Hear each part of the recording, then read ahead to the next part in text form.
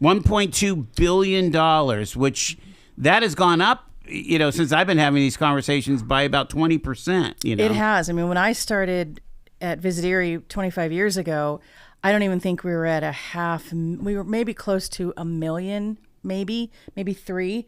And it's just grown exponentially. Wow. Yeah, it's just been huge. But I mean, look at what's taken place over the past 20 years. Yeah. There's been so much growth and development, and it really speaks to the dynamic energy of our county, our region. It was interesting, I was watching City Council, the Scots are going to build a second hotel. And it was interesting to hear how many different types of jobs are in the hospitality, for a corporation like Scott's, where you have people that are accountants, and of course you have the attorneys and so on, but also, to be a hotel manager is a very, very lucrative job, but obviously, all encompassing, right?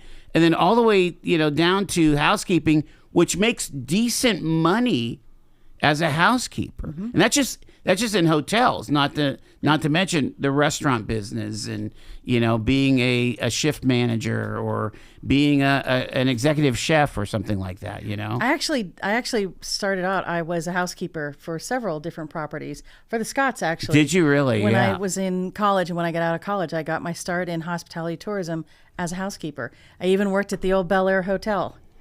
Oh my Boy, goodness! Could I tell you some stories about what you find in rooms? I would imagine. I did housekeeping, but I did it for the hospital. But you're making that place clean so that the guests can say, "Oh, I can rest and enjoy my stay here." Yes, I have a great appreciation for those in the service industry, in particular housekeeping, because I lived that for several years. I love the whole linen thing, the laundry. I don't. I got burned one time by the dryer that they had. Oh, the mangler. It was called a mangler. The mangler. Yes, and I got burned. Literally, it's called a mangler. Well, or you called it that. It's a Stephen King story about it. It's called the mangler. But yes, that's funny. 14,000 jobs? And that's just an average. So it fluctuates. Obviously, our busy season is between Memorial Day weekend and Labor Day weekend, and that increases. But overall, annually, tourism supports around 14,000 jobs. Yeah. Amazing. Of course, by having a strong, I guess they call them Tourism Bureau, Convention and Visitors Bureau, like VisitErie, we're able to tell our story in a highly effective way. We have, and actually we've evolved and kind of gotten away from the Convention and Visitors Bureau moniker, and now it is Destination Marketing Organization. It's prettier, I think. And that's kind of a national it is. Thing, yes. Right? Mm-hmm. I need to kind of put that in my nomenclature there. Destination Marketing. We were just talking about that the other day. So, we don't refer to ourselves as a CVB. We refer to ourselves now as a DMO, a Destination Marketing Organization. Yeah. So what is one of the goals here that you're trying to do for National Travel and Tourism Week? So next week is all about celebrating Erie's tourism industry. Like we said before, tourism does support thousands of local jobs, strengthens small businesses, and helps preserve the places that make our community so special. So through the open houses that we're going to talk about, we're inviting the community to come in and see firsthand how tourism works for our region, not just walking in the doors, but behind the scenes special experiences. Okay, and so let's start going through those different open houses, because you've got every day of the week with something going on here. We do. So beginning Sunday, May 3rd through Saturday, May 9th, we are hosting a total of 7 open houses, and fortunately, 4 of them are sold out, but we still have some other open houses that are taking place. So, for example, the zoo is having their open house on Sunday, May 3rd. Their animal encounters are sold out, but from the hours of 2 to 5 p.m. that day, admission is free. So even though the encounters aren't available, you can still come to the zoo for free that day. Mazza Vineyards on Monday, May 4th is holding some tours of their flagship location, Mazza Vineyards, out on Route 5. The flagship city district is a sellout tour for Tuesday the 5th. Wednesday the 6th, Poverty Knobs out in Port Farms. That one is sold out. Wow. There are some that are still available. Oliver's Beer Garden is having an open house on Friday, May 8th. They still have lots of space available. I think that would be kind of neat to do behind the inner workings of how that beer garden works. And you also get some, I think you get a pass or two to mini golf too. And then on Saturday, to close things out on May 9th, the Tom Ridge Environmental Center and the Erie Visitor Center are holding an open house where you can see one of two movies on the big green screen. And this is my favorite part. They're doing behind the scenes tours of the center itself. And if you haven't had a chance to experience their aquaponics lab, that's really neat. Oh, wow. I do like that part of the behind the scenes tour. You get to see invasive species and what shouldn't be in our waters. You get to see some of the turtles that they're either raising or rehabbing, things like that. And it's very, very interesting. So there's plenty of space still left at Oliver's Beer Garden and Trek. There is some spaces available for Mazza's. Everybody that is interested has to register. They can't just show up. So you need to register at visiterie.com/NTTW, and then you can participate in the open houses that are remaining. And I think it's going to be a lot of fun. VisitErie is going to have a presence there. We're going to have a table at each open house. We're doing some giveaways and some prizes. I personally will be at the one at the Hagen History Center on Thursday, May 7th. For any of my fans out there that want to come and see me, I will be there. I love that. I mean, again, we, in talking to you and talking to John Oliver, the idea of the different types of tourism, this whole idea of historical and museum tourism is a huge deal. I mean, even down to the very, very slim, but it's not very slim. It actually is quite a following. But, being so specific as, hey, we're touring Frank Lloyd Wright museums and, places that he's built, right? Yes. And so people were coming to the Hagen to see the San Francisco office, right? And now they've got a new Frank Lloyd Wright exhibit opening in June, which tells more about the story of Frank Lloyd Wright, the man, and not the architect. So we're really excited about that. I think that's open to the public. I believe it's June 26th. So I'm really excited about that. And actually, we're trying to do more with the Great Wright Road Trip. Say that 30 times in a row. Working with the people down at Go Laurel Highlands with their Frank Lloyd Wright, Falling Water, Kentuck Knob, and also working with the folks at Visit Buffalo for their Frank Lloyd Wright attractions and kind of making it a destination of its own, starting in the Laurel Highlands outside of Pittsburgh, traveling north to Erie, and then traveling a little further east to Buffalo. So you're right. Like you said, there's different kinds of tourism. It's not just a fun park or a zoo. And our attractions that we have in that category are wonderful, but we also have like agritourism. Look at Port Farms. That's a working farm for more than 100 years. It's a multi-generational farm, but they've evolved it to have different events, seasonal events. They added Poverty Knob farmhouse ales. Right. So, and of course the heritage tourism with the Hagen Center and the Niagara's coming back July 2nd. There's just... How about this ecotourism, and not forgetting the birders. I mean, that's a huge... There's all different following. What we call niche markets. Yeah. So whether they're coming in for birding or if they're coming in for golf or they're coming in for food. Food is becoming its own niche as far as tourism goes. People want to know what's funky about your destination. Anybody can have a McDonald's, or an Arby's, but we've got a Lucky Louie's. We have a Federal Hill Smokehouse. What makes Erie taste so good, Do you get those kinds of phone calls at Visit Erie? Like, hey, tell me about the barbecue scene. We do. We do, actually. And I do a lot of work with media. So I get requests on, hey, we're content creators. We want to come in and we want to focus on Erie's diverse cuisine. what can you tell us that's kind of funky and different? And luckily, we have that. Yeah. So we do get requests from whether it's an individual visitor coming in for leisure travel or media wanting to take a tour of these different attractions and locations. I love too, even just Waldemere getting the dark ride riders as well as the coaster riders. That's kind of a big deal. And especially we've got two of them, with Wacky Shack and Yeah. Pirates Cove. Those, is it Bob Tracy? I think there is the name. Is that the designer I years think ago? so. Yes, Okay, yeah. I only know this because we just had an article about Pirates Cove in this year's visitor guide. Kara Murphy from Macaroni Kid did it for us. Okay, cool. And it was very interesting because there aren't a lot of destinations that still have those dark rides. Mm-hmm. You're in Pirates Cove or Wacky Shack, if not for the look of it, but the smell. Yes. It's almost like They each have a did distinct something smell. to the wood to have that smell, right? We'll have to talk to the Gormans and see what did they put in the air at Pirates Cove. Yeah, Wacky Shack always smells like burning electrical because of the rubber, But it's completely safe. It's very safe. Very wonderful, safe. wonderfully Yes. dark ride. Oh my gosh, that is a classic. We're talking to Christine Temple. Stay with us. It's Talk Erie and the Joel Natale Show.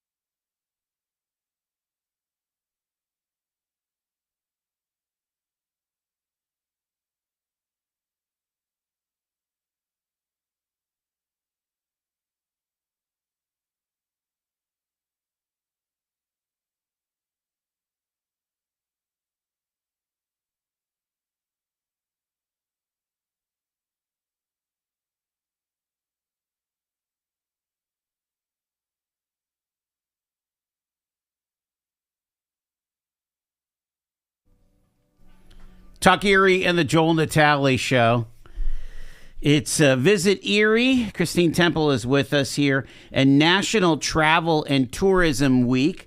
The National Travel and Tourism Week highlights how travel stimulates economic growth, creates quality jobs, inspires new businesses, and elevates the quality of life for Americans every day. It begs the question, Christine, whether a market like Erie is going to benefit this summer if gas prices stay where they are, because they tend to. I mean, we saw this back in 2022 when gas was $5. Folks wanted to take the shorter trips. They weren't going maybe to the Outer Banks, right, but they might hit the beach at Presque Isle from Pittsburgh or what have you. I think it'll work to. I know it will work to our benefit because we are such a short drive from major markets, Pittsburgh, Cleveland, Buffalo, and then not so far for places like maybe Youngstown or Columbus, Johnstown, Harrisburg, things like that. But I don't think the increase in gas should deter Pittsburghers or other visitors from taking a weekend trip to Erie. And, we're understanding that maybe some of them are taking day trips. They don't want to spend the money on hotels. But really, if you look at it, the increase in gas, yes, it might cost you an extra $30, $40, but in the long run, you're still paying the same that you would if you were coming up in for camping and, for dining and shopping and things like that. So I think we are in a good position to benefit from like a one tank type of travel. People can come up here within a 2-hour, maybe 3-hour drive, and they can do all kinds of great things, spend the night and do some more. And they're not looking at a 6 to 8 hour drive. Our major markets are Pittsburgh, Cleveland, Buffalo. Obviously, Sure, we're equidistance between those three.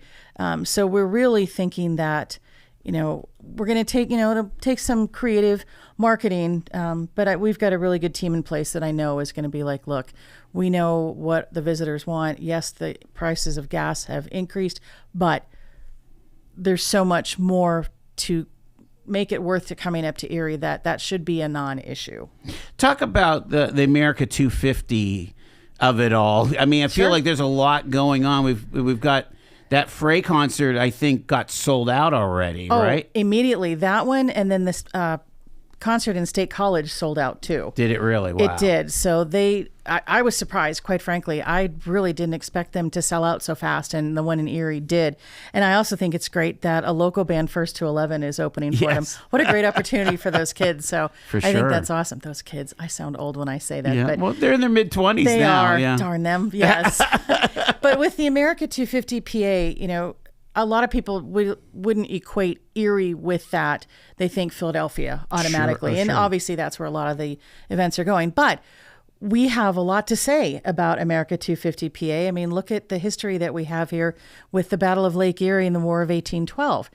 There's some significant historic milestones that contributed to the formation of our nation. So we have several events that are being planned throughout the county from different organizations and attractions.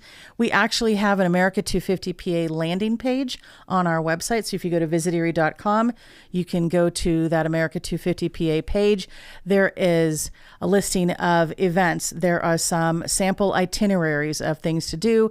There are some relevant blogs that people can tap into for travel inspiration. So, even though we might not be screaming America 250 PA for, like, if people think about it, they think Philly, we really do have a lot to offer. And we're trying hard to maybe gain some attention. Well, it seems like there's different people that are going to have different events, and of course, like the Jefferson is doing a lot of lectures and things. But I would imagine that there'll be. Well, the city's already planning on fireworks on the 3rd and so on. They are, and they're also making that Celebrate Erie span. They're doing some America 250 related events. Lake Erie Wine Country just last weekend did an America 250 PA themed weekend. Okay. So they did that. I know that there's going to be a big concert down on the bay, like they did with Lights Over Lake Erie on Right. July 3rd, but they're also bringing in, and of course I can't remember the name of the band, but it's a pretty big name. So there is, like you said, the Niagara returns on July 2nd, which Right. I think is really going to draw some. Is it going wonderful- to Philly? She is, yes. She is, She is okay. sailing there, but I don't know Okay. when. Maybe not on the 4th. It doesn't sound I like. don't know. All I know Okay, is that yeah. she's coming back into port July 2nd, and everything That's from what I huge. understand is on schedule. It's been a long time coming. She should look bigger and badder than ever. So Right. really looking forward to seeing her. Well, and our offices are right on the water, so we'll Right. see her coming in. So we're pretty excited about that. Absolutely. How do Erieites make the most of this National Tourism and Travel Week here, Travel and Tourism Week? So I would say if you aren't able to attend one of the open houses, or if the one that you wanted is sold out, maybe still look at either VisitErie.com and look at the list of things to do, and maybe try something new, maybe something that you've never gone to before. Maybe try out a Seawolves game if you've never been inside UPMC Park. Very similar to how we run Erie Restaurant Week. There's so many great places to see, just as there are to eat. Maybe try something that you haven't done before. That's a good idea. Or visit an old favorite. Right. If you haven't been to Waldemere in a couple years, maybe this is your year to go. Fantastic. Again, take advantage of it. May 3rd through the 9th, National Travel and Tourism Week. We always appreciate when you educate us about tourism. Oh, it's so much fun with you too. and we're just going to say this way, some more big news later in the week. Possibly. Wink, Wink. Wink, wink, nod, nod, yes. You heard it here on the Joel Natale Show. Christine Temple, again from Visit Erie. Thank you so much. You're welcome. Appreciate it. All righty. We're getting ready for news at the bottom of the hour. Stay with us. It's the Joel Natale Show here on this Tuesday. And don't forget, coming up here at 5:06, we've got our Tuesday Autofocus with our automobile guru, Mr. Mike Paris.